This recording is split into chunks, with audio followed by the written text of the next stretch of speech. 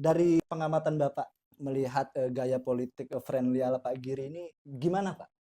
Ya ini kalau di dalam kajian teori itu disebut sebagai pendekatan populis. Itulah juga menyebabkan pecah telurnya dua periode. Dua periode. Ini menarik nih Yes, loh. yes, Ya, ya, yes, ya, yes, ya, ya. betul. Nah, memang yang sering terjadi Pak, bicara politik itu pasti kesimpulannya cuma dua aja Pak. Kalau nggak pencitraan ya kepentingan. Nah, yang sering terjadi itu kan begini. Kepentingan rakyat itu seringkali dijadikan sebagai apa ya? Sebagai baju ya. Iya. Dipoles saja ya. Iya. Tapi sebetulnya dominan adalah kepentingan kelompok atau Kelompok kepentingan pribadi. Nah, ini di sini memang butuh daya kritis ini. Iya. Kita coba objektif Bang. Mungkin di periode pertamanya Kang Giri ini kan punya Nawadharma Nyata. Tapi di periode kedua ini ada cita-cita menuju PAD 1 triliun. Kalau kita pribadi melihatnya terkesan ambisius ekonomi saja, Pak. Nah, gimana pendapat Bapak? Memang kalau kita bicara pembangunan itu kan ada pilihan-pilihan ya. Ada namanya pilihan pembangunan dengan pendekatan pemerataan. Dan ada namanya pembangunan dengan pendekatan pertumbuhan. PAD itu sebetulnya adalah paradigma pertumbuhan.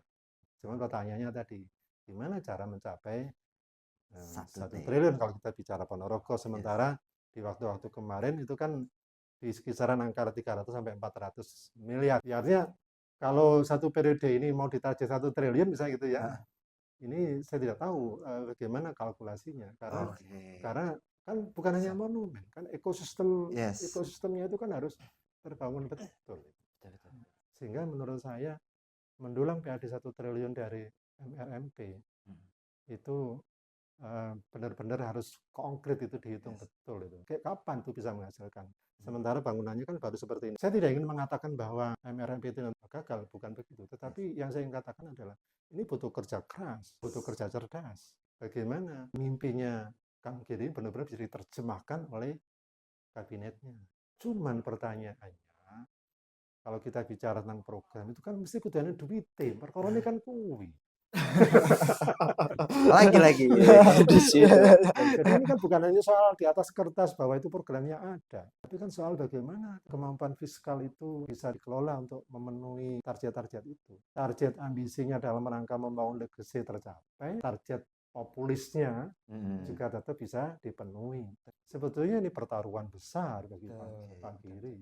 Karena itulah diskusi ini menurut saya, ya, ini kita tidak sedang menghakimi siapapun. Diskusi ini sebetulnya memberikan kesadaran kepada kita bersama bahwa ada problem-problem di hadapan kita, dan lepas pro dan kontra, tapi pertanyaan masalahnya kan itu sudah terbangun dan itu kan harus diselesaikan. Menurut Pak Sultan, skala prioritas mana yang seharusnya masuk ke dalam skala prioritas itu, program apa ya?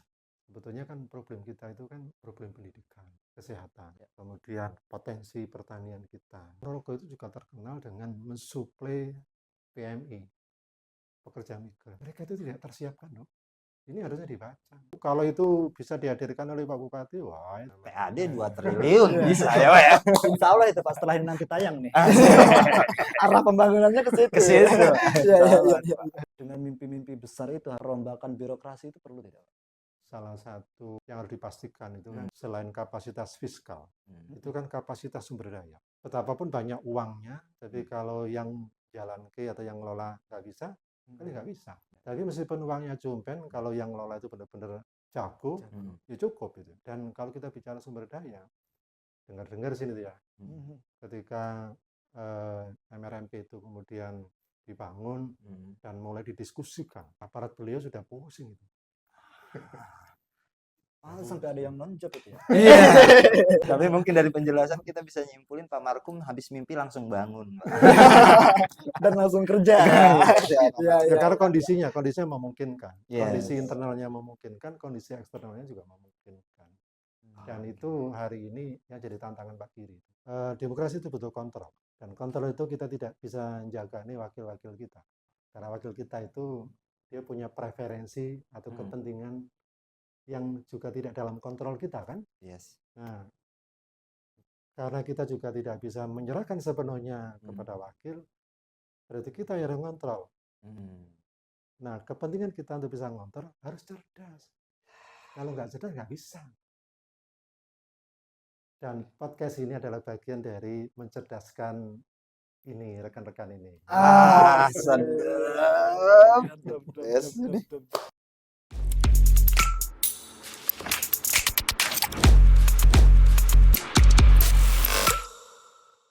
Selamat datang di Peta Project. Navigasi cerdas Indonesia. Sedap. Iya, akhirnya kita ketemu lagi, Gigi. Ketemu lagi kita. Kemarin habis mudik, mudik nah, ya. kita Iya, ketemu lagi. Kemarin sempat ke Kang Khalid ya. Kang Khalid Ini nelayan. balik ke lokal lagi nih. Balik ke Lokal daerah. Lokal daerah. Lokal hero. Lokal beda dong. Tapi malam ini kita mau berlabuh kemana, Gi? Malam ini kita ngopi aja, ngopi. Ngopi. Iya, ngobrol politik. Asik. Nah, ini jujur hari ini kita bukan kedatangan ya. Kita berkunjung atau sowan ke rumah Bapak Dr. Anjas Haji Sultan MSI. Selamat malam Bapak. Selamat malam. Terima kasih. Sama-sama Pak. Kami yang terima kasih Pak sudah Iya, Bapak. diperkenankan untuk bersilaturahmi ke sini ya. Iya. Saya juga terima kasih dikunjungin. Iya. Sama-sama, Kan Bapak. itu membawa rezeki ya, Pak. Amin. Oke, Amin. amin. Amin. Pak, mohon izin sebelumnya kita ada protokol tetap Pak di Ah. Media Peta Project. Jadi sebelum kita podcast, kita tos dulu Pak biar Oh, Ih. Semangat banget. Bagaimana Pak? Kabar Pak? Sehat nggak Pak? Alhamdulillah sehat. Alhamdulillah. Meskipun sekarang sudah memasuki usia, katanya mulai memasuki usia manula, 60 tahun. Tapi tetap semangat. Tetap Pak, tetap. Kelihatan aura-aura masih mudanya ya. Yes. Menyala-nyala. Nah Pak, hari ini Peta Project hadir ke sini, kita ya pasti teman-teman di luar sana juga kalau pengen tahu, beliau ini salah satu dosen di Universitas Muhammadiyah Ponorogo ya, Yes. di PPKN, FKIP Ya, Pak ya. FKIP. Betul, ya. FKIP yang memang concern dalam dinamika politik Ponorogo. Nah, ini pakarnya. Asik. Nah, hari ini kan Ponorogo sedang mengalami sejarah, Pak. Ya. Karena setelah beberapa tahun Mm-mm. memiliki bupati 2 periode. Betul. Betul. Nah, ya. itu dengan gaya politik, kalau bahasanya Peta Project itu politik friendly. Ya. Saat Politik friendly ala Pak Sugiri. ini. Kang Giri. Iya, iya. Nah, dari pengamatan Bapak melihat gaya politik friendly ala Pak Giri ini gimana Pak untuk menyusun atau menata masa depan Ponorogo? Iya, jadi dari awal kita menangkap Pak Giri ini memang benar-benar membawa style dan Yes. sekaligus suasana yang baru, segar ya di Ah. Ponorogo, terutama dengan gaya bicaranya, ya, dengan cara beliau berinteraksi, dengan keterbukaan beliau untuk menyapa siapapun, dengan ya saya dengar-dengar sih ya dari orang-orang di sekitarnya, beliau juga diundang di mana saja itu beliau pasti datang. Pasti Nah, betul. saya sendiri juga menyaksikan saat itu ada salah satu staf beliau, kebetulan kalau tidak salah camat mungkin ya, di dekat rumah sini aja.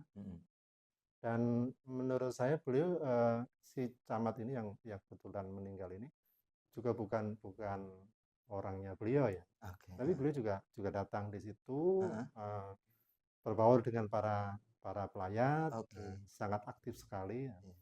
Saat itu saya menangkap, ini beda di bupati yang satu ini. Karena memang sebelum-sebelumnya ya, kita ada Pak Muhadi. Pak Muhadi ini sebelum Pak Amin. Pak Amin. Nah, itu orangnya sangat teknokrat. Formal ya, formal. Iya. Mungkin kadang-kadang teman-teman juga melihat saya sangat formal. Tapi tidak teman-teman, beliau sangat cair. Iya. Nah itu, dan tentu ini menjadi hambatan tersendiri biasanya bagi masyarakat ya. Terus kita punya bupati setelah itu ada Pak Amin. Pak Amin ini orang panggung lah ya, orang panggung. Bahasanya juga mudah, ringan-ringan. Cukup komunikatif. Terus berikutnya kita punya Pak Ipong. Muda, handsome ya. Kemudian formal. Lalu tiba-tiba kita kemudian kedatangan bupati berikutnya Pak Giri. Ya tentu ini memberikan warna yang sangat segar ya bagi warga Ponorogo. Dan jujur memang saya menangkap ini pasti kedepannya akan banyak diapresiasi ya, akan banyak ya di mana-mana pasti akan disebut orang dan benar ya dan benar. Setidaknya Nyusawi ya tidak. Ketika saya mengajar ya, kan pasti konfirmasi kepada mereka ya. Bagaimana Bupati-Bupati Ponorogo. Kan saya kebetulan mengajar beberapa mata kuliah yang terkait dengan itu ya. Dan memang mereka memberikan kesan tersendiri kepada cara atau gaya Pak Giri. Ya ini kalau di dalam kajian teori itu sering disebut sebagai pendekatan populis. Pendekatan populis. Ya, ini memang banyak dipraktekkan ya. Jadi satu pendekatan yang mencoba mengidentifikasikan dirinya pro orang kecil, sering disebut begitu, pro rakyat. Dan ini beda dengan mereka yang dikatakan sebagai elit atau sok kuasa atau penguasa. Nah, orang-orang seperti ini atau figur-figur seperti ini sadar betul bahwa dia butuh dukungan dan karena itu dia harus mendekat dengan rakyat. Nah, gitu. Caranya biasanya pakai narasi, jadi bahasa ya, pakai bahasa-bahasa yang gampang dimengerti oleh masyarakat. Dan itu kita lihat Pak Giri kan juga ngomongnya tidak terlalu detail, tidak terlalu panjang, ringan-ringan, tapi langsung opposing ketangkap. Ya ketangkap. Kadang-kadang aku dulu tuh ya. Yang pamit gitu. Itu saya lihat ini bukan karena bukan karena seseorang tidak menguasai materi. Tapi ini pilihan cara berkomunikasi. Ya, jadi dia menguasai betul psikologi massa. Orang itu adalah kumpul, itu kan tidak butuh banyak mendengarkan pidato ya. Tapi cekak aose intinya apa, nah itu dan gampang dipahami dan ini Pak Giri paham. Kalau itu dia lakukan. Satu. Yang kedua pakai simbol-simbol. Simbol-simbol yang kalau bahasa anak muda itu bagaimana bisa dikatakan benar-benar dekat, meskipun itu sebetulnya sok kenal sok dekat. Iya. Dan itu dipilih betul loh. Dipilih betul. Apa itu simbol-simbol itu? Misalnya begini, menyebut dirinya tidak mau disebut sebagai Pak Bupati. Bener kan? Iya. Kang Bupati. Kang Giri. Ya karena dia sadar betul itulah alam pikiran dan psikologi yang ada dalam bawah sadarnya masyarakat awam di Ponorogo. Dan itu ingin diidentifikasikan sebagai sesuatu yang benar-benar friendly, benar-benar menyatu dengan masyarakat. Simbol yang lain misalnya lewat pakaian. Pak Giri cenderung tidak formal. Ya kan? Kadang tidak sepatuan. Kadang sarungan. Bahkan kalau Anda ikuti ketika beliau misalnya mengunjungi satu komunitas tertentu, beliau pakai seragam itu. Nenggone Banser pakai Banser. Nanti kalau pindah ke Muhammadiyah ya pakai Muhammadiyah. Ini bukan apa-apa. Ini ya aktor-aktor populis masih begitu. Dan itu kita temukan kepada tokoh-tokoh yang lain, mungkin ada presiden sebelumnya Pak Jokowi. Sekarang ini ada lagi Kang Deddy yang ada di Jawa Barat. Itu sebetulnya aktualisasi dari pendekatan populis. Apa tujuannya? Mendapat dukungan. Meraup dukungan luas dari pemilih. Karena itulah para politisi yang handal itu pasti harus baca betul siapa sih pemilih saya. Dia harus baca betul itu. Dia harus beradaptasi dengan itu. Dan itulah yang dipilih Kang Giri. Dan itulah juga menyebabkan pecah telurnya 2 periode. 2 periode. Oke. Itu Pecah itu mitos salah ya. satunya ya. Mhm. Dan itu juga sebabnya kenapa misalnya tokoh politik kita seperti Pak Jokowi meskipun sudah selesai masa jabatannya Yes. masih juga punya dukungan. Sampai Masih sekarang. banyak juga orang yang kenapa? Ya karena memang figur populis itu benar-benar sudah masuk dalam alam pikiran bawah sadar masyarakat. Karena itu ini juga pelajaran sih bagi para politisi ya. Iya, iya, iya. Kalau kita ingin mendapatkan dukungan ya baca dulu siapa sih pemilih kita. Oke, Jangan oke. sampai kemudian kita tidak mampu membaca itu. Betul, betul, betul. Nah, tentu ini juga apa ya? Ada risiko. Ada risiko ketika pilihan-pilihan populis begini ini diambil ya. Ada risiko. Artinya apa?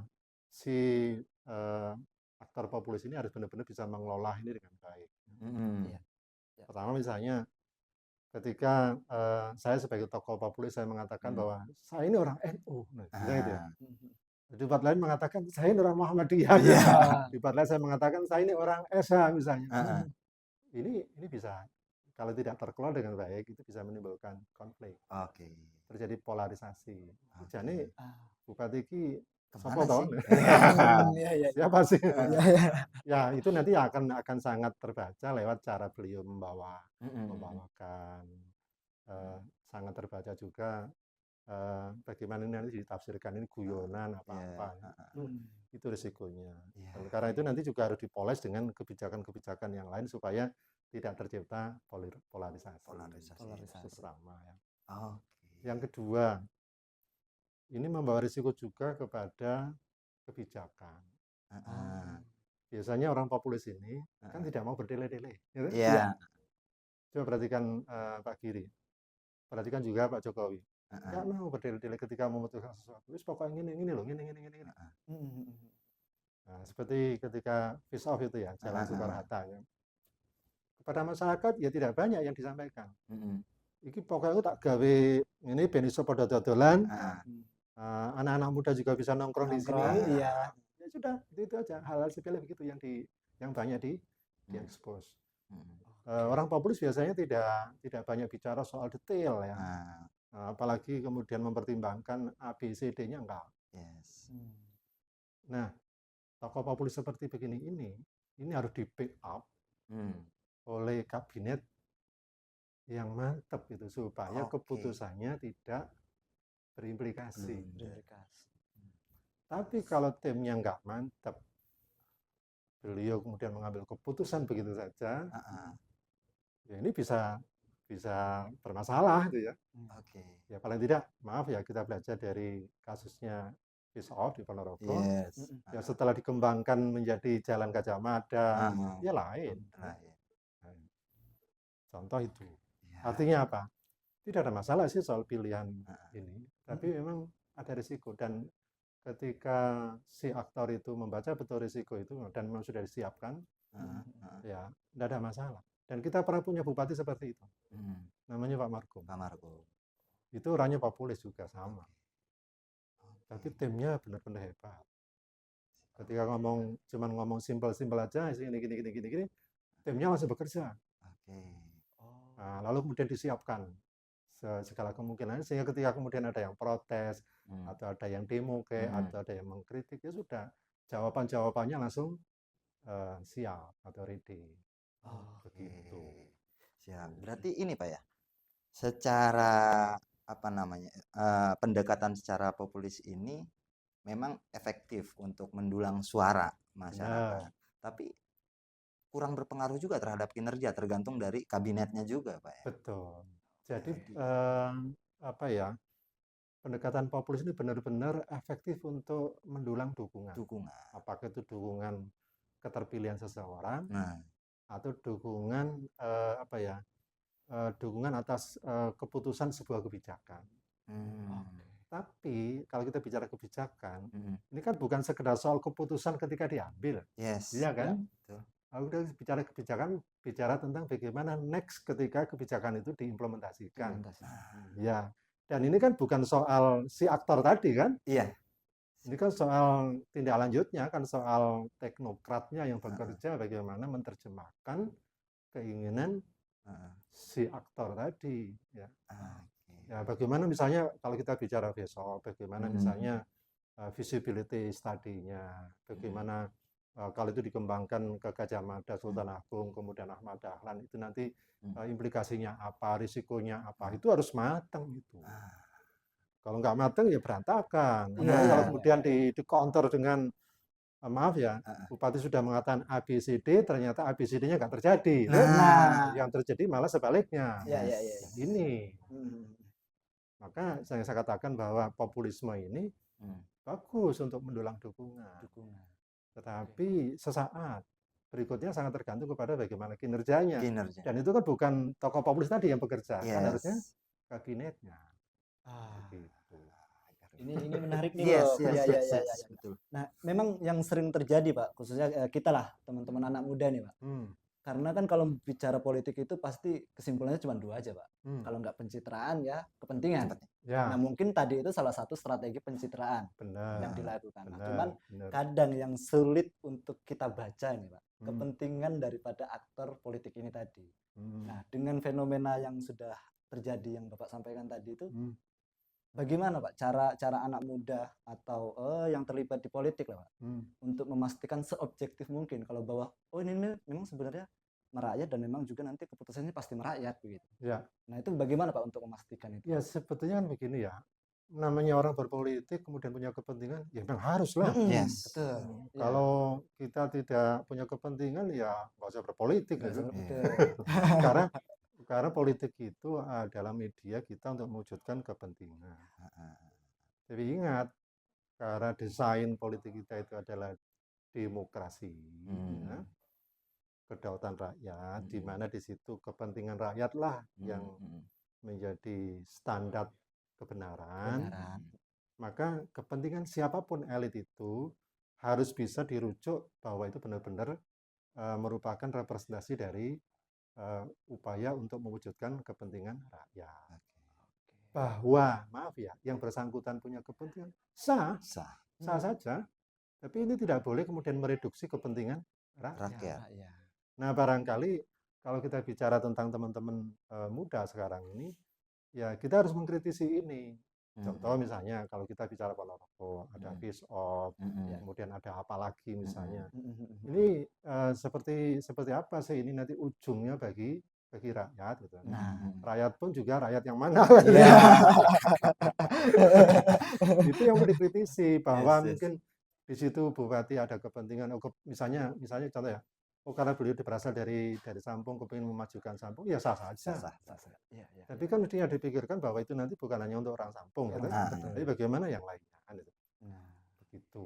Atau misalnya ada seseorang berasal dari, misalnya dulu zaman Pak Ipong ya, kan beliau berasal dari daerah Kauman sini ya, dekat Sarpon sini, mau menghidupkan kota lama, membangun kecamatan baru, sah saja.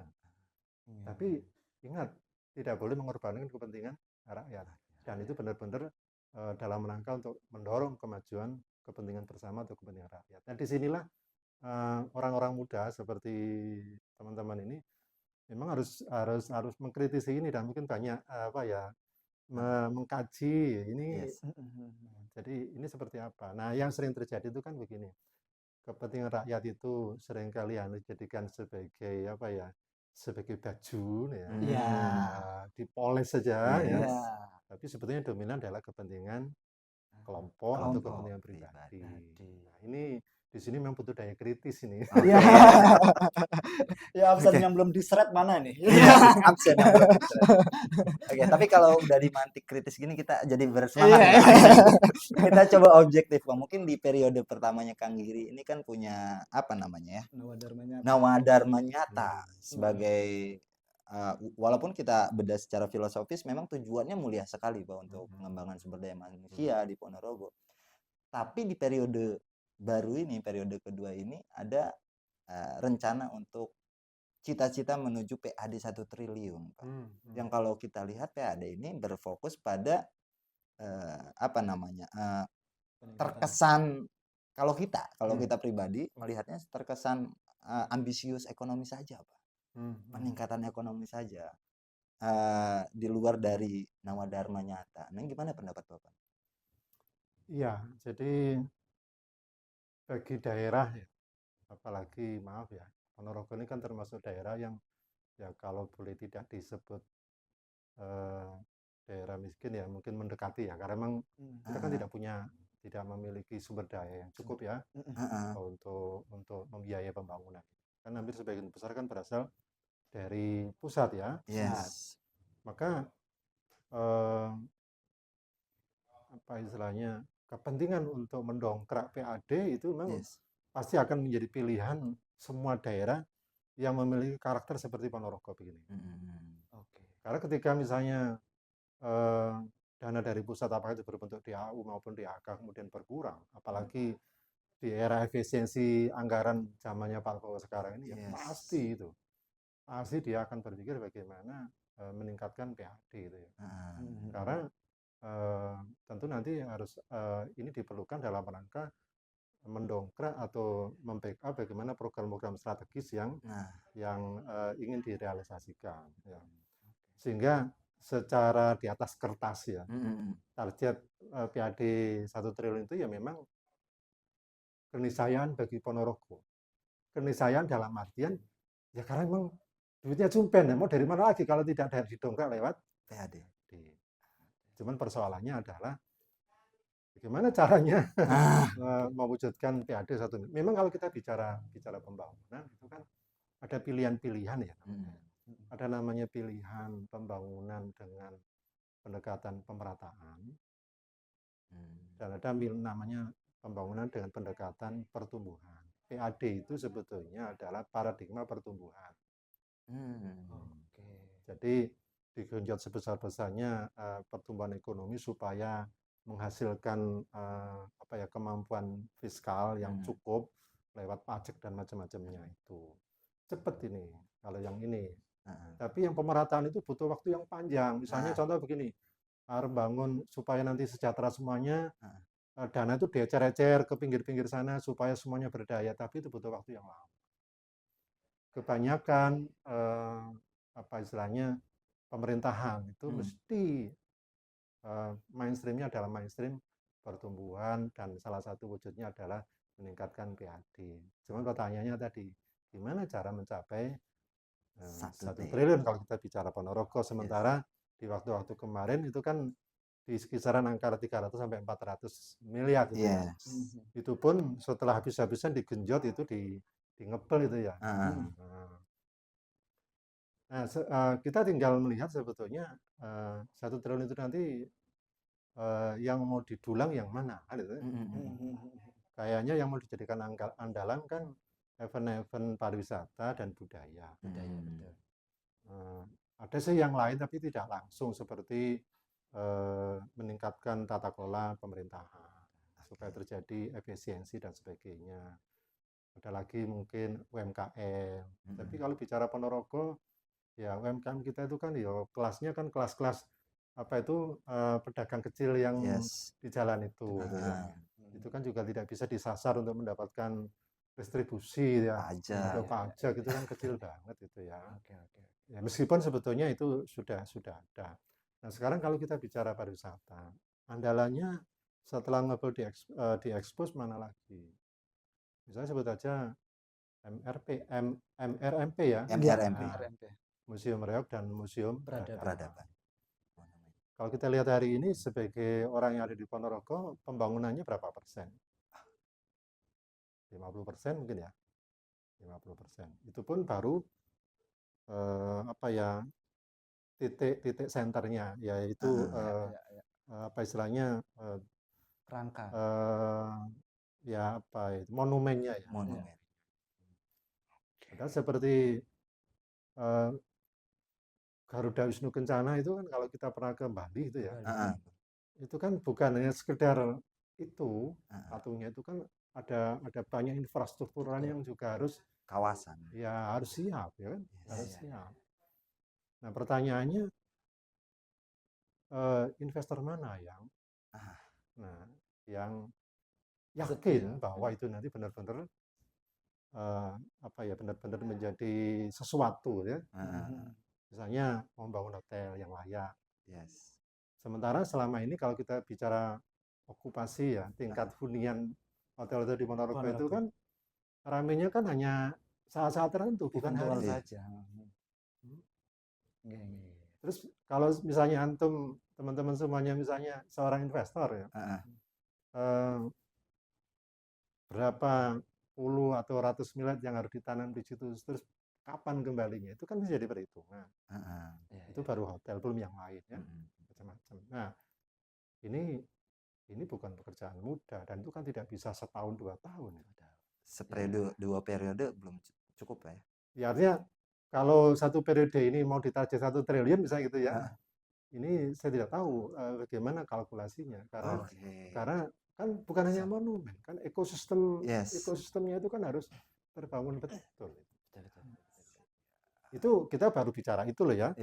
Belum bicara tentang sebetulnya ketika monumen itu nanti ada, infrastrukturnya juga sudah ada, orang benar-benar mau enggak ke Ponorogo? Memang Ponorogo Dewi ya mungkin sudah melihat lah. Berarti di situ kan ada problem koneksitas perjalanan wisata. Bagaimana menjadikan ini terkoneksi dengan potensi-potensi wisata yang lain. Magetan, Sarangan, Jogja, Solo, Pacitan. Dan itu kan nggak bisa setahun 2 tahun. Artinya apa?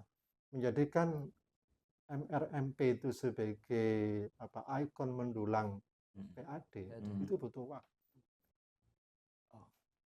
Belum lagi menyelesaikan yang separuh ini di tengah kemampuan fiskal yang semakin menurun. Kemampuan anggaran misalnya semakin menurun karena ada efisiensi macam-macam. Proyek strategis dari pusat juga sudah dicoret. Berarti Kang Giri dan kabinetnya harus bekerja keras. Bekerja keras apa? Meminit betul ini anggarannya dipunya. Ini aja nggak cukup. Untuk menyelesaikan patungnya aja nggak cukup. Bagaimana meyakinkan dari investor supaya bisa membangun hotel ini, itu macam-macam. Belum lagi nanti meyakinkan investor dari luar. Agar ini benar-benar selesai dan seluruh infrastruktur sebagai sebuah ekosistem itu benar-benar siap dijual dan layak untuk dikunjungi. Mudah. Belum lagi perilaku,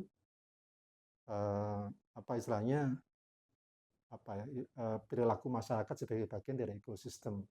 Kalau kita ke Bali, orang Bali mulai dari pemandu wisatanya, masyarakatnya, dan semuanya kan benar-benar menyatu kan. Dan kita kan belum terbentuk itu. Ada orang di sekitar monumen itu, ada kawasan sekitar, mungkin ada sekolah, ada pemerintahan, ada macam-macam. Apa bisa dalam waktu 1 tahun ini bisa ini soal kultur. Terus butuh waktu. Sehingga menurut saya mendulang PAD 1 triliun dari MRMP itu benar-benar harus konkret, itu dihitung betul itu. Benar nggak itu bisa? Bisa menghasilkan, kapan tuh bisa menghasilkan? Sementara bangunannya kan baru seperti ini sekarang. Sebut aja tahun ini selesai itu ya, selesai bangunannya, yang senternya. Monumen. Ya tadi, ekosistemnya tadi, infrastruktur yang lain. Itu sebetulnya tahun anggaran ke depan. Benar nggak tahun anggaran depan itu para investor mau membangun itu? Katanya di dalam itu ada space-space yang mungkin bisa diisi. Benar nggak ada yang mau ngisi? PPC aja yang ada di tengah kota juga seperti itu kan? Iya betul Pak. Saya tidak ingin mengatakan bahwa MRMP itu nanti misalnya gagal, bukan begitu. Tetapi yang saya ingin katakan adalah ini butuh kerja keras, butuh kerja cerdas. Bagaimana mimpinya Kang Giri benar-benar bisa diterjemahkan oleh kabinetnya. Sementara mungkin kita juga punya referensi bagaimana teknokrat atau birokrat di sekitar beliau.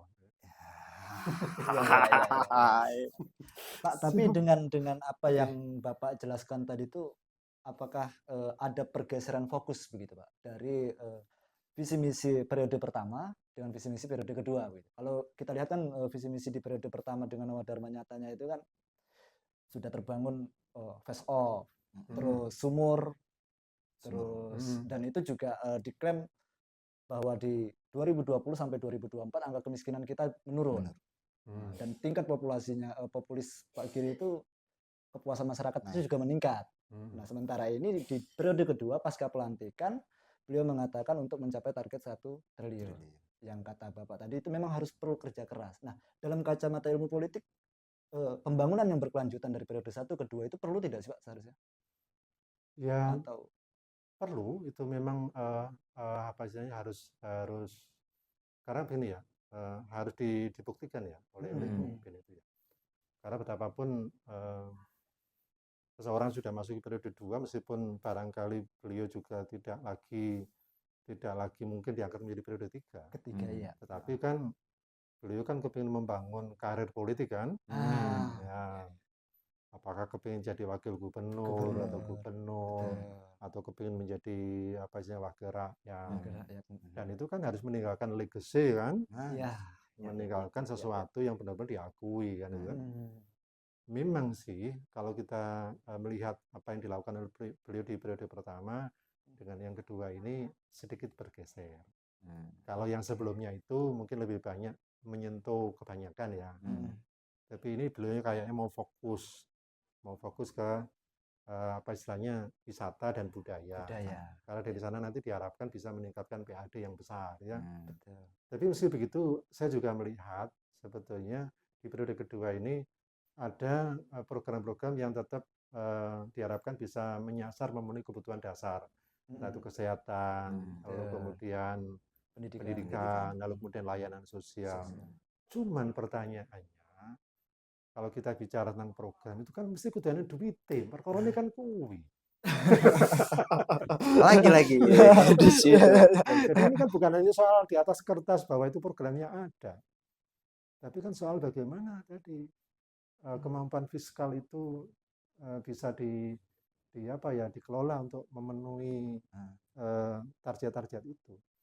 Target ambisinya dalam rangka membangun legacy tercapai, sementara target populisnya juga tetap bisa dipenuhi. Target populis itu maksudnya ya target yang dibutuhkan masyarakat luas itu lah. Kalau nanti beliau tidak mampu memenuhi ini, apalagi dua-duanya gagal itu ya, misalnya begitu ya sudah selesai. Karena itulah sebetulnya ini pertaruhan besar bagi Pak Giri. Pertaruhan tentang karir politik berikutnya. Oke lah beliau misalnya berpikir, sakus periode 2, gagal orang, paling tidak kan periode 2. Saya pikir itu tidak begitulah. Orang politisi seperti Pak Giri mesti akan berpikir kelanjutan. Ya. Karena itulah Pak Giri tidak punya pilihan kecuali menyelesaikan MRMP dan sekaligus memenuhi kebutuhan dasar masyarakat. Cuman dari pertanyaannya, bagaimana dengan dompet itu, kode aneh. Sementara di atas ada pemangkasan anggaran besar-besaran. Dari dalam Pak Giri menghadapi kabinet yang harusnya mungkin harus cerdas, harus ya benar-benar efektif. Pertanyaannya, benar enggak kabinetnya Pak Giri mampu meminit, gampangnya begini ya, duit sidik ning murakabi itu bisa menyelesaikan semuanya. Ini kan pertanyaan kan. Termasuk benar enggak ada orang-orang yang memang dengan sukarela terus gambling mau bantu Pak Giri untuk invest di sini. Karek wiritane Pak Giri iso ndak? Ngajak para investor itu. Termasuk wiritane Pak Giri bagaimana pusat benar-benar memiliki belas kasihan dan mesake pada jadi masuk proyek strategi nasional. Tapi saya pernah dengar katanya begini, ya memang nggak punya pilihan, memang harus dan bisa, pokoknya kudu tenanan. Pengertian tenanan itu kan terjemahnya kan banyak itu. Ya tadi bagaimana Pak Giri sendiri tetap konsis, bagaimana juga apa kabinetnya itu dan bagaimana kerja-kerja beliau untuk berkomunikasi secara vertikal. Karena itulah saya dengar juga bahwa di Jakarta itu ada namanya Wisma Ponorogo sekarang. Itu kan dalam rangka itu. Dalam rangka bagaimana membangun komunikasi dengan elit di pusat, apakah itu elit politik maupun elit-elit yang lain, agar Ponorogo dilirik, syukur mau ke Ponorogo dan menanamkan sesuatu di Ponorogo. Tapi itu kan harus dibuktikan selama periode ini, itu masalahnya. Iya. Dan kita pun belum tahu ini wismanya diisi atau enggak, kita belum tahu. Makanya saya bilang kalau bicara soal konsistensi di atas kertas ya konsisten. Konsisten, Tinggal nanti apa istilahnya pembuktiannya seperti apa. Karena memang tadi saya katakan tidak mudah. Ketika Pak Giri memiliki mimpi-mimpi besar pada saat yang sama, justru anggaran kemudian dipleneti kabeh, kan itu masalahnya. Kalau saya dengar dari teman-teman birokrat itu, besar nih Pak Bupati lah.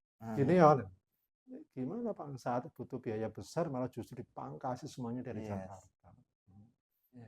Dan itu kan memang bukan hanya Ponorogo ya, ini kan semua daerah. Pak, berarti itu artinya pengambilan keputusan yang diucapkan secara optimis PAD 1 triliun di awal periode yang kedua ini, Pak. Sementara kan di sektor pendidikan itu juga butuh anggaran sebenarnya, Pak. Contohnya yang kayak di Karangpatean, sampai 5 sekolah ya, 5 ruang itu memang mengalami kerusakan darurat. Nah, ini kan akhirnya menjadi resiko juga untuk Pak Giri. Ambisius yang terhadap legasinya itu tadi, pada kemudian ya mohon maaf akhirnya tidak terrealisasi begitu. Nah, ke depan Pak, kira-kira apakah kebijakan itu nanti akan menimbulkan suatu kebijakan yang memaksa begitu Pak dari pemerintahan ini? Maksudnya kebijakan memaksa gimana? Kebijakan yang syukur jadi aja begitu. Misal teman-teman Reyek yang harusnya kan waktu Seskemenko kesini kan itu diperkirakan biayanya sekitar 164 sekian miliar. Nah, akhirnya dipangkas menjadi 50 miliar aja begitu kan. Nah, akhirnya jadilah bangunan yang ala kadarnya hanya untuk mencapai legasi aja. Nah, itu mungkin terjadi tidak? Sangat sebagai mungkin. alternatif. Sangat mungkin. Karena semuanya kan soal ketersediaan fiskal. Siapa yang dirugikan? Soal ketersediaan anggaran. Ya tentu kita semuanya. Saya katakan kita semuanya karena itulah diskusi ini menurut saya. Ya, ini kita tidak sedang menghakimi siapapun. Diskusi ini sebetulnya memberikan kesadaran kepada kita bersama bahwa ada problem-problem di hadapan kita. Ada problem di mana Bupati punya mimpi seperti itu dan lepas pro dan kontra, sebagian mungkin juga ada yang setuju bahwa MRMP itu juga penting, gitu ya. Meskipun visibility study-nya kemarin ya debatable ya, ada yang pro dan kontra. Tapi pertanyaan masalahnya kan itu sudah terbangun, dan itu kan harus diselesaikan. Nah, karena itu ketika ini nanti tidak bisa mencapai target ya, mestinya harus ada harus ada step-step ya. Seperti halnya kita membangun rumah, tadinya bermimpi ingin membangun misalnya lantai berapa misalnya, tapi karena kondisi COVID atau karena kondisi macam-macam, anggaran tidak cukup, kan di situ dibutuhkan kecerdasan. Rumah mau dibuat pusat mangkrak atau rumah itu mau direkonstruksi ulang perencanaannya dan mana yang mau didulukan supaya benar-benar nanti bisa dipakai untuk tinggal atau supaya benar-benar bermanfaat, kan begitu. Dan itu mau nggak mau kan juga harus dilakukan itu nanti. Ya tentu pada akhirnya hasil akhirnya juga tidak maksimal gitu. Kalau misalnya itu nanti akhirnya harus dipangkas karena harus membiayai yang lain. Itu pasti begitu. Tetapi istilahnya mitigasi itu langkah-langkah untuk antisipasi itu mau tidak mau harus dilakukan. Jadi kalau misalnya tidak bisa maksimal, lalu kemudian plan B-nya seperti apa, risikonya seperti apa, hasilnya seperti apa, ya itu harus dikaji betul. Nah, jangan sampai nanti ini benar-benar mangkrak. Dan itu maaf ya, ini kita juga menyampaikan seperti ini sekaligus juga masukan untuk para pemegang amanah supaya itu dilakukan. Jangan sampai seperti yang disinyalir oleh teman-teman tadi, jangan-jangan itu nanti hanya asal-asalan saja. Setelah itu mangkrak lalu kemudian tidak tidak ada manfaatnya.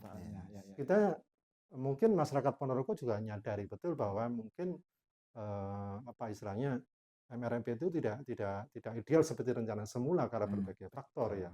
Tapi andaikan itu terjadi, benar-benar dianalisis betul bahwa itu nanti benar-benar masih bisa dimanfaatkan, didayagunakan, dan dijadikan sebagai modal untuk mengembangkan mimpi-mimpi itu, syukur kedepannya justru bisa diperluas lagi. Ya, saya kira kita sebagai warga Ponorogo juga harus apa ya istilahnya ikut mengkritisi dalam pengertian kemungkinan-kemungkinan seperti itu supaya tidak terulang apa ya satu era tertentu membangun lalu kemudian bukan meninggalkan harapan tapi meninggalkan masalah. Itu repot ya deh. Iya.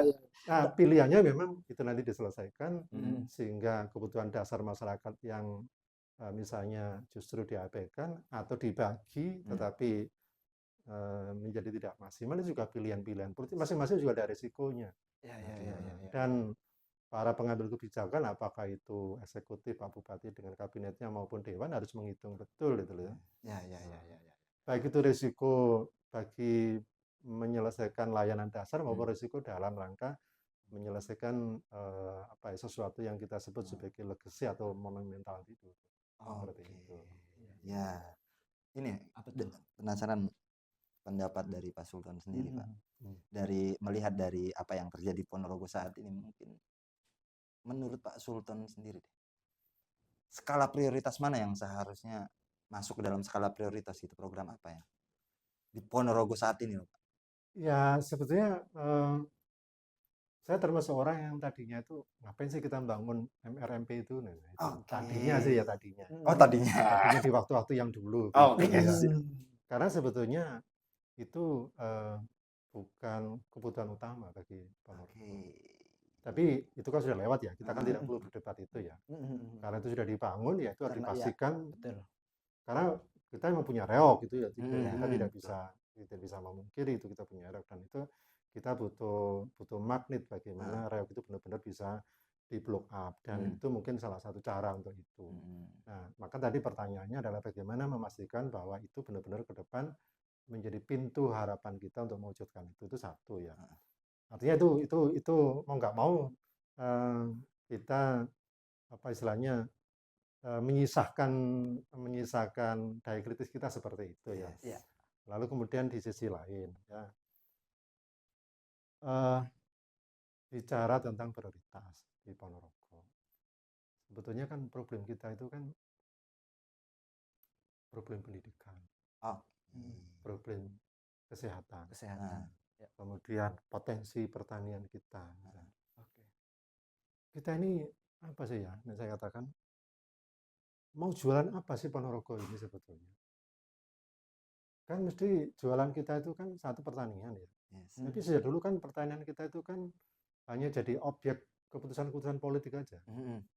Belum benar-benar menjadi sesuatu yang apa istilahnya yang mesejahterakan. Karena itu mesti harus ada keputusan politik bagaimana sumber masalah mengapa itu tidak mesejahterakan masyarakat itu kan harusnya dieksekusi oleh pemerintah. Dalam hal ini adalah pemerintah kabupaten. Saya lihat problem seriusnya itu kan pasti di pasca panen. Masyarakat itu kan pasti sudah benar-benar hancur kalau sudah bicara tentang hasil panen. Di sini kan harusnya ada eksekusi. Saya melihat beberapa daerah itu hadir eksekusi itu. Kadang-kadang ada yang membuat perusahaan daerah yang benar-benar bisa menjadi partner dari apa ya petani untuk menampung hasil pertanian dan sebagainya. Banyak cara.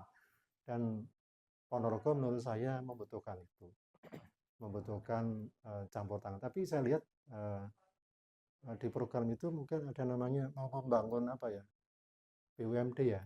BUMD di sektor, tapi kita tunggu aja bener nggak itu nanti terwujud itu ya. Kalau terwujud ya itu yang sebetulnya diharapkan, tapi ya kutusin tenanan. Satu itu. Lalu pendidikan. Kalau kita bicara pendidikan, maksud saya pendidikan itu sebenarnya bukan sekedar pendidikan dalam pengertian konvensional selama itu sih iya ya. Bagaimana apa istilahnya angka partisipasi pendidikan kita itu kan problem Ponorogo kan itu ya. Yes. Angka partisipasinya itu kan masih tergolong rendah. Dan ini kan butuh eksekusi dari pemerintah. Jadi bagaimana pemerintah daerah mensupport masyarakat supaya masyarakat benar-benar mampu mengantarkan anak-anaknya menempuh pendidikan lebih tinggi. Jadi kalau SMP sudah, SMA, kemudian perguruan tinggi. Benar enggak? Kalau saya dengar katanya mau ada beasiswa ya. Nah, itu kita juga tunggu. Ya sebetulnya pemerintah butuh itu. Ya, pemerintah butuh itu. Dan itu sebetulnya kalau itu disupport betul oleh pemerintah, misalnya ada beasiswa ya untuk mahasiswa yang kuliah di Ponorogo, atau mungkin di luar Ponorogo. Jujur sebetulnya salah satu yang tidak pernah dihitung oleh pemerintah daerah, adanya kampus-kampus, adanya sekolah-sekolah, itu kan menghidupkan kawasan kan, Ya kan? Ada kawasan SMA 1 umum, kemudian sekarang ada kawasan IAIN, itu kan tumbuh dengan sendiri tanpa intervensi pemerintah. Ini kan mesti harus dihitung betul ya, bagaimana pemerintah bisa mensupport pusat-pusat pertumbuhan itu. Kalau pusat pertumbuhan di Ponorogo itu salah satunya adalah pendidikan, ini harusnya disupport ya. Ya nggak usah aneh-aneh lah yang support itu. Jalan aja yang biasanya selama ini jadi apa ya, sesuatu yang mengganggu itu Seret. Ya, diseret. supaya mahasiswa atau siswa yang situ nggak terganggu, ya kan? Kemudian hal-hal lain yang seringkali dikeluhkan juga diatasi. Nggak perlu namanya membantu kampus dengan biaya, nggak perlu. Atau kalau mau menjadi apa ya, member berwindongkak tadi beasiswa tadi. Beasiswa pun tidak harus full berapa gitu. Itu kalau nanti sekolahnya berkembang, kampusnya berkembang, akan ada banyak datang orang ke Ponorogo. Dan dia kan akan membelanjakan uangnya kan. Seperti sampean semuanya dari mana itu?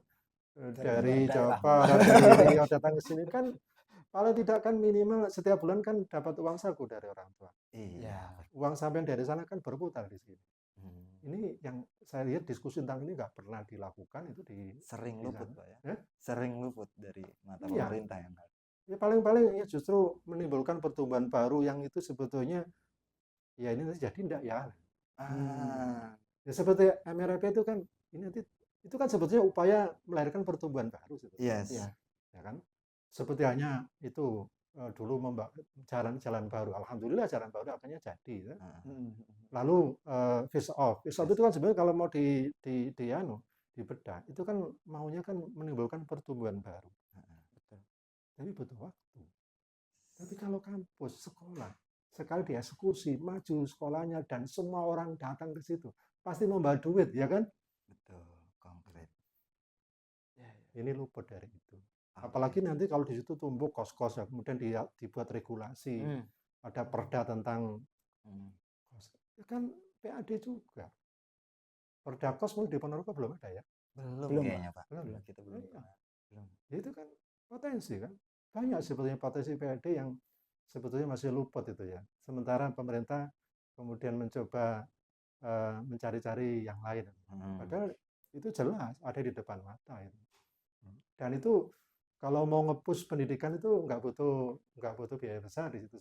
Maksud saya seperti pendidikan dengan jadi center tadi itu ya. Itu satu. Lalu yang kedua, Ponorogo itu juga terkenal dengan mensuplai PMI, pekerja migran. Oke. Mereka itu tidak tersiapkan dong. Ya. Mereka itu ya sudah inisiatifnya sendiri, gitu. Membiayai dirinya sendiri meskipun harus berhutang-hutang. Gitu. Padahal setelah itu kan mereka bekerja di sana dapat dolar ke Ponorogo dan untuk pertumbuhan ekonomi Ponorogo. Ini harusnya dibaca. Bagaimana menyiapkan lulusan-lulusan SMA atau SMK yang benar-benar bisa bersaing. Dan mereka ke sana bukan menjadi baku, tapi menjadi pekerja-pekerja yang benar-benar mendapatkan harga yang layak. Dan sebetulnya Ponorogo sudah mulai sih, kalau kemarin kita hanya mengirim tenaga rumah tangga, sekarang kan sudah mulai bekerja di ladang-ladang, di pabrik-pabrik, dan itu harusnya pemerintah hadir di sini. Itu kan juga kebutuhan kan. Bagaimana supaya para PMI itu ketika dia pergi ke luar negeri tidak lagi hutang, tidak lagi harus jual ini jual itu, tapi karena dibiayai oleh pemerintah daerah. Perkara kemudian pemerintah daerah dalam lalang itu namanya nanti misalnya apa namanya itu pinjaman ya, pinjaman lunak, dan setelah itu mereka harus mengembalikan. Kan itu tinggal regulasinya aja kan. Kan bisa kan. Itu kalau itu bisa dihadirkan oleh Pak Bupati, wah itu moncer itu namanya. PAD 2 triliun bisa ya Pak ya. Insya Allah itu Pak setelah ini nanti tayang nih. Arah pembangunannya ke situ. Ke situ. Ya, ya menarik Pak bicara arah pembangunan tadi, memang pendidikan itu memang harus menjadi skala prioritas. Gitu. Nah, cuman dengan mimpi besar yang seperti Monumen Reog itu tadi Pak ya. Dan ini di awal kepemimpinan Pak Giri yang di periode kedua ini Pak. Menurut Bapak dengan mimpi-mimpi besar itu agar segera terrealisasi, perlu tidak Pak perombakan birokrasi itu perlu tidak Pak dilakukan? Salah satu apa ya? Salah satu yang harus dipastikan itu kan ketika ingin mewujudkan mimpi-mimpi besar tadi itu, selain kapasitas fiskal, itu kan kapasitas sumber daya. Sumber daya. Dalam hal ini adalah menyangkut tadi saya katakan kabinet tadi itu ya. Kabinet. Betapapun banyak uangnya, tapi kalau yang jalan ke atau yang ngelola nggak bisa, kan nggak bisa. Tapi meskipun uangnya jumpen, kalau yang ngelola itu benar-benar jago, ya cukup itu. Nah ini kita bicara sumber daya. Dan kalau kita bicara sumber daya, dengar-dengar sini tuh ya, ketika MRMP itu kemudian dibangun dan mulai didiskusikan, ya, ketika terjadi penurunan kemampuan fiskal, bagaimana ini nanti diatasi, bagaimana nanti dikembangkan konsepnya seperti apa, koneksinya antar wilayah seperti apa, kemudian ekosistem dari MRP itu seperti apa, konektivitasnya antara satu apa ya, objek dengan objek lain di Ponorogo seperti apa. Dengar-dengar itu aparat beliau sudah pusing itu. Sampai ada yang nonjok itu ya. Itu yang cerita teman-teman di dalam sendiri. Karena memang ekspektasi Pak Bupati yang demikian jauh, mimpi-mimpinya yang jauh, dan banyak sekali yang memang ingin diwujudkan. Sementara kalau kita bicara birokrasi di Indonesia di era politik ini, dulu birokrasi itu kan teorinya itu kan harus netral dari politik. Teorinya begitu juga. Tapi dalam perkembangannya kan nggak bisa. Nah, birokrasi kita itu kan mau nggak mau kan kemudian ketarik-tarik secara politik. Nah, meskipun teorinya nggak bisa, aturan mainnya pun sebetulnya tidak bisa. Tapi kan faktanya kan tidak bisa menutup mata kita bahwa itu ketarik-tarik secara politik. Siapa dukung ini, siapa dukung itu, gitu. Nah, itu. Ya memang karena birokrasi seperti itu, maka dalam perjalanannya mereka itu menempati peran-peran dan posisi itu bukan lagi berdasarkan merit system. Merit system itu karena kemampuannya, karena prestasinya, karena tahapan-tahapannya memang ya seperti hanya kalau di tentara lah ya, ya level tahapan-tahapan itu kalau dilalui dengan benar-benar dengan ketat banget. Seseorang tidak bisa menaik pangkat yang lebih tinggi sebelum pangkat di bawahnya dilalui, dan itu kan melalui proses yang benar-benar ketat. Itu namanya merit system. Birokrasi kita sejak reformasi tidak begitu. Birokrasi kita itu menganut merit system itu zaman Pak Harto, zaman Orde Lama. Orde Lama meskipun dengan segala masalahnya, birokrasinya tertata dengan bagus waktu itu. Seseorang tidak bisa menduduki kepala dinas sebelum dia melalui pelatihan apa, menduduki peran apa. Sekarang ini kan tidak begitu. Ya, kemarin dukung. Iya, karena saya dekat dengan sampean jadi bupati ya sudah itu. Itu sudah merupakan kartu bagi saya jadi kepala dinas kan gitu. Maka kebutuhan untuk menata personel itu penting. Meskipun kita sadar ya karena sekarang bupatinya misalnya kemarin misalnya Pak A, sekarang Pak Giri misalnya, lalu Pak Giri punya kepentingan, itu sah-sah saja. Apalagi memang beliau punya kewenangan di situ. Tapi mestinya juga standarnya ya, selain dia adalah orang kepercayaannya, harus dipastikan bahwa orang-orang itu benar-benar memiliki kemampuan. Kalau dia misalnya belum memiliki kemampuan, ya gimana caranya dia harus di-upgrade supaya berkemampuan. Karena tidak mungkin target-target itu diwujudkan hanya dengan karena dia dekat itu. Tidak mungkin kan? Ya. Itu yang saya katakan di zaman Pak Markum dulu, yang saya katakan timnya hebat itu, ya benar-benar hebat itu. Dan diskusi dengan stakeholder ya, bukan hanya dengan Pak Markum. Jadi orang-orang kepala dinas, kepala Bapeda itu biasa diskusi dengan orang-orang stakeholder itu sampai larut malam itu biasa, dan berbicara tentang memecahkan masalah. Saya pernah terlibat cukup lama, biasa itu diskusi selepas jam 10 malam. Diskusi selepas jam 10 malam itu bukan dilakukan oleh bupati, tidak. Dilakukan oleh kepala dinas, bahkan subdin. Dan itu bermateri. Bermateri itu ada masalah yang dibedah. Jadi benar-benar terlatih. Pak Markum ya di zaman Pak Markum. Pak Markum. Dan saya melihat orang-orang yang di masa itu terlatih seperti itu rata-rata menjadi kepala dinas yang handal semua. Di waktu-waktu kemarin ya, sekarang rata-rata pada pensiun, handal.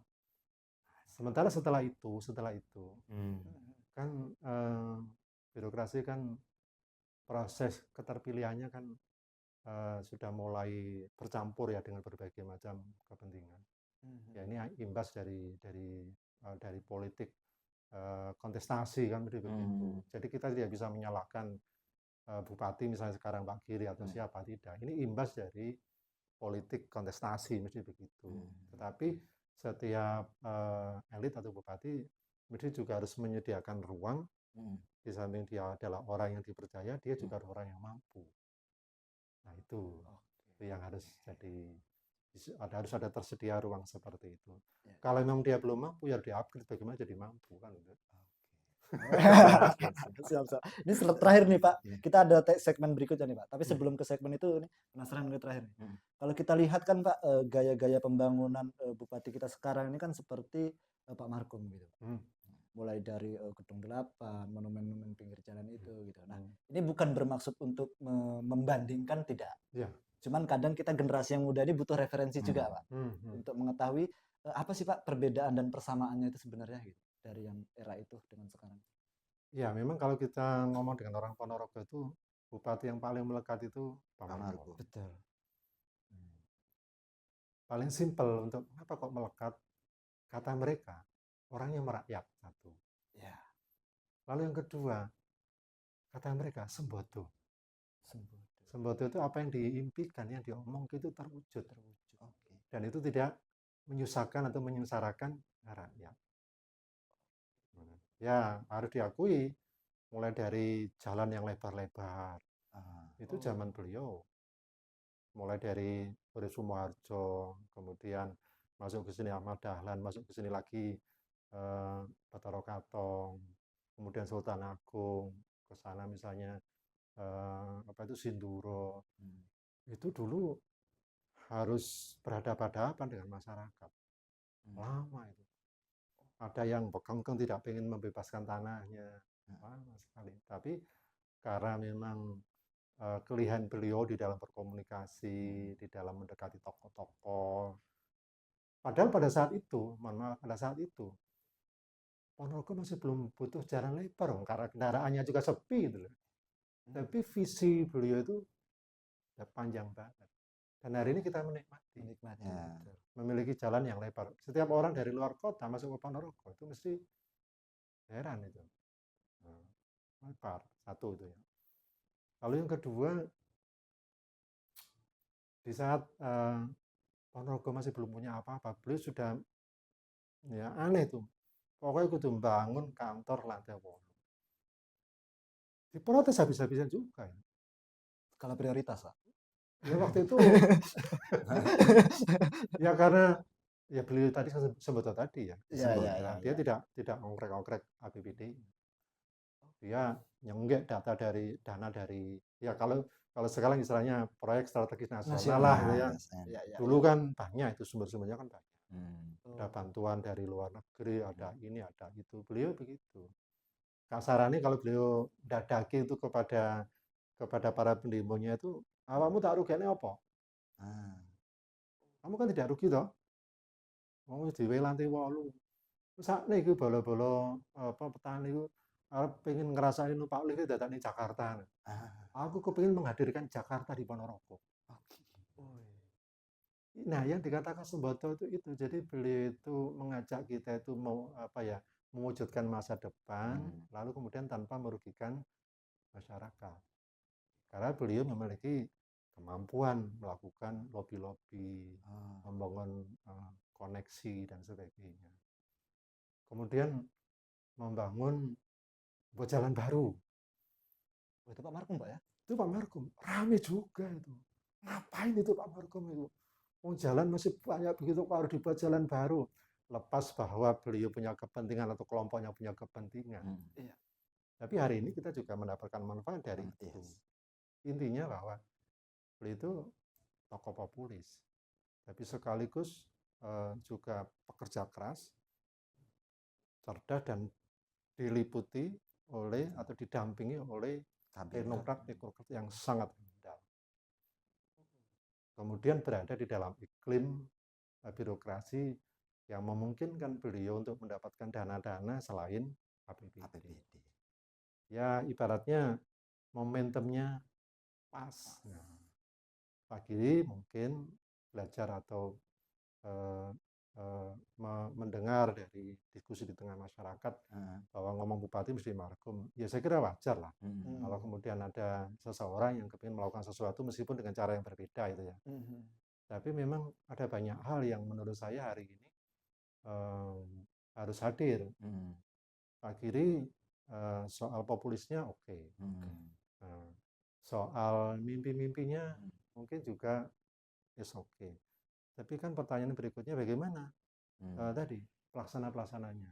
Di sini saya kira PR berat beliau ada di sini. Di samping juga faktor eksternal yang tidak mendukung. Gitu. Ketika beliau lagi munculkan mimpi-mimpinya justru defisiensi. Nah, di situ. Terus komunikasi Pak Markum itu juga bukan komunikasi yang sekedar basa-basi ketika berkomunikasi dengan siapapun. Beliau pasti paham betul apa yang siapa yang sedang dihadapi. Diskusi dengan orang kampus, ya dia paham tentang persoalan kampus. Berisi jadi. Iya. Didiskusi dengan masyarakat, ya paham. Perkara mengapa beliau paham ya kita tidak tahu. Mungkin karena itu background beliau kan orang penerangan ya. Dinas penerangan, juru penerang. Mungkin background itu sangat membantu beliau sebelum beliau misalnya ketemu dengan siapapun itu referensinya sudah ada. Nah, yang ini di Pak Giri saya kira perlu diperkaya itu ya. Perlu diperkaya, Pak. Ya, bahasa saya perlu diperkaya. Tapi mungkin dari penjelasan kita bisa nyimpulin Pak Markum habis mimpi langsung bangun. Dan langsung kerja. Karena kondisinya memungkinkan. Kondisi internalnya memungkinkan, kondisi eksternalnya juga memungkinkan. Dan itu hari ini yang jadi tantangan Pak Giri. Jadi kondisi internal beliaunya masih harus ditata ulang supaya benar-benar speednya itu sama dengan beliau. Nah, masa beliaunya misalnya 200 km per jam terus kemudian timnya cuma 50 km per jam. Gimana kan? Tidak mungkin kan? Demikian juga kondisi eksternal. Saya kira kondisi eksternal ya tidak benar-benar gelap ya, Indonesia gelap tidak. Nah, kita berharap karena di sana sudah ada Wisma Ponorogo bisa melihat ini mana yang ada titik terangnya Kairo mungkin dan bisa membawa sesuatu di Ponorogo. Tapi intinya kita mendukung lah, mendukung mimpi-mimpi beliau dengan MRP-nya, sekaligus juga berharap beliau tidak melupakan kebutuhan dasar masyarakat. Kan begitu. Siap. Wah, full daging. Full daging. Aduh. Oke Pak, setelah diskusi yang memusingkan tadi itu Pak, kita ada segmen hiburan nih Pak. Segmen hiburan. Segmen hiburan Pak, namanya PDKT Pak. Pertanyaan di luar kontrol ini Pak. Di luar konteks. Di luar konteks. Di luar konteks Pak. Hiburan saja Pak. Mungkin dari saya dulu nih Pak. Ya. Satu kata aja Pak untuk kualitas demokrasi di Ponorogo. Warga negara yang cerdas. Oke, friend. Warga negara yang cerdas.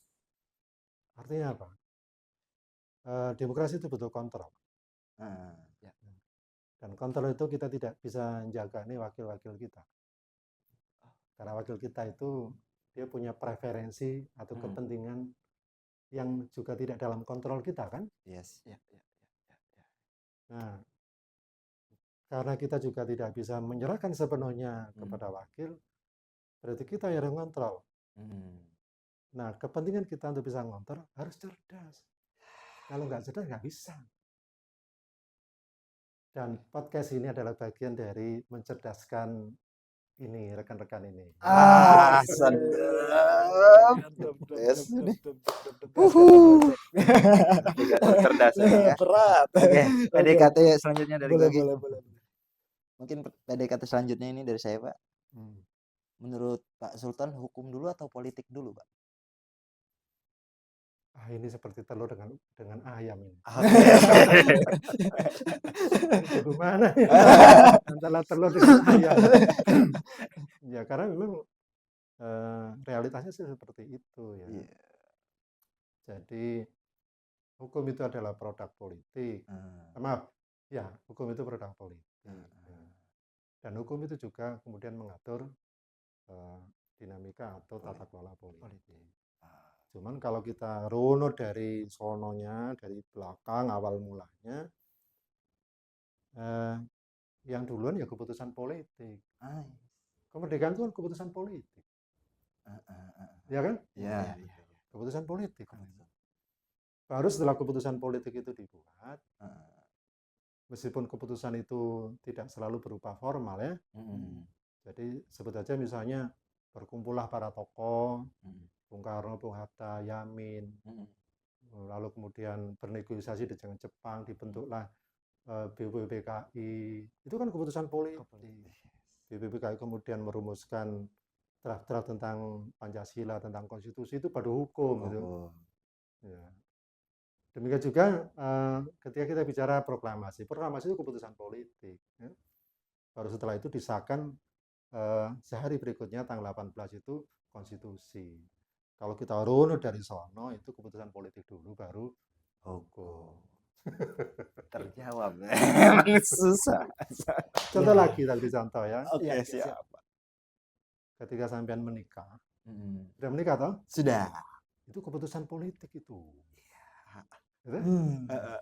Sampean bersepakat dengan nyai sampean. Setelah itu kan ada aturan-aturan. Di depan Pak Naib itu dibacakan itu tugas suami adalah ini, tugas istri adalah ini. Itu. Ya kan? Hukum itu, produk hukum itu. Nanti ketika sampean sudah berkeluarga bersama istri, lahir anak kan pasti sampean buat aturan-aturan. Tidak boleh ini, tidak boleh itu. Itu hukum. Berarti yang dulu itu adalah keputusan politik, baru lahir hukum. Itu sih kalau dirunut dari sononya itu begitu. Jadi paling bisa dipastikan segala yang ada sekarang saat ini adalah semuanya keputusan politik. Jadi harus melek politik. Benar. Dan karena itu ketika kita memilih para politisi itu harus benar kita. Coba bayangkan. Maaf ya, saya pakai contoh yang paling ekstrim. Kalau yang kita pilih itu anak TK semua, dan mereka jadi wakil kita, kira-kira apa yang bisa dibuat? Produk hukumnya seperti apa? Logis banget. Produk hukumnya seperti apa, Gi? Seperti anak TK. Ya kan? Dan itu seringkali kita tidak sadar. Seringkali kita sebagai warga ini nggak cerdas kita. Ketika milih itu ya udah pokoknya dapat uang ya sudah kita pilih. Ya. Inilah pentingnya peta apa ini? Project. Wah, Pak. Ya, sebagai navigator cerdas ya. Ya, ya, Supaya ya. cerdas, luar Ya, ya, biasa ya, cerdas. siap, Yes. siap, siap. Coba bayangkan kalau misalnya wakil-wakil kita ini, maaf ya, Hmm. para pencoleng. Dibuatlah pasal-pasal yang menguntungkan pencoleng, kan begitu kan? Yes. Nggak salah dong. Karena memang mereka ya preferensinya kepentingannya itu. Lalu siapa yang salah? Ya kita dong yang milih. Ah. Nah, disitulah mengapa kita butuh warga negara yang cerdas. Maka kata kunci demokrasi itu adalah warga negara harus cerdas. Dan nonton Peta Project. Dan cerdas tidak harus selalu bernama berpusing-pusing ada di dalam kelas seperti sampean selama 4 tahun. Tapi mengikuti channel ini bisa mencerdaskan itu. Iya, siap, siap, Bapak. Bapak. Terima kasih banyak, banyak banget tadi ya diskusi Aduh, kita malam ini iya. mulai dari politik friendly. Itu harus ya itu betul salah satu strategi pencitraan ya. Yes, PAD 1 PAD 1 triliun triliun sampai program-program banyak banget tadi anggaran. program prioritas dan lain-lain. Oke. Terima Mungkin kasih. sebelum ditutup nih, Pak. Ya. Ada oleh-oleh. Ada oleh-oleh. Ada oleh-oleh. Ada oleh-oleh.